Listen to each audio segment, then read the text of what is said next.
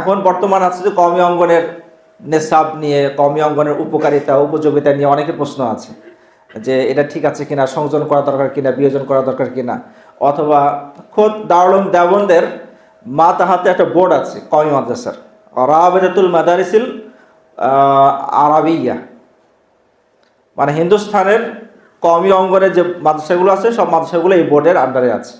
তো এই বোর্ডের পক্ষ থেকে বিভিন্ন সময় বিভিন্ন এজলাস হয়েছে, সেই এজলাসের বিভিন্ন বিষয় নিয়ে আলোচনা হয়েছে, কিন্তু সবচাইতে বেশি যে বিষয়টা আলোচনা হয়েছে তার মাঝে একটি হলো যে একই গাছ একই জায়গা কিন্তু ফল আমরা পাচ্ছি না।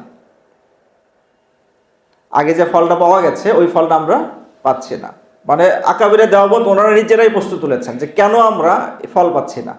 একই নেশাব আছে, একই দরজগা আছে, একই মাদ্রাসা আছে, কিন্তু আগের যে নতিজা, যারা খিরিজ হয়েছেন, যারা ফুদালা যারা হয়েছেন, ওরকম ধরনের পর্যায়ে পাওয়া যাচ্ছে না।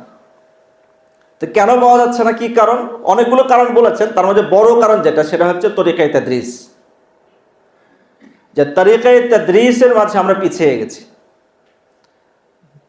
তরিকায়ে তাদরিস যদি আমরা সুন্দর করতে না পারি তাহলে আমরা আগের মতো নতিজা আমরা দিতে পারবো না। শুধু আগের মতো নতিজা কি, এটাও আমরা সক্ষম হব না যে বর্তমানে চাহিদা অনুযায়ী ভালো আলেম তৈরি করা। তা আমরা তো এটাই চাই যে একজন তালেব ইলম কওমি মাদ্রাসায় পড়াশোনা করবে, পরে উম্মাহের কাছে যাবে, লিউ মুজিরু কওমাহুম, তো কওমের কাছে যাবে। তো কওমের কাছে গেলে কওমের চাহিদা, কওমের যে পিপাসা আছে এটা যদি নিবারণ করতে না পারে তাহলে তো না কওম তাকে গ্রহণ করবে, না সে মানে আত্মবিশ্বাসী হবে, কোনোটাই হবে না। তো এই জন্য যদি আমরা বর্তমানের যুগের চাহিদাও যদি পূরণ করতে চাই তো সেখানে আমাদের দরকার হচ্ছে তরিকায়ে তাদরিসের মাঝে আরো একটু উন্নত ঘটানো।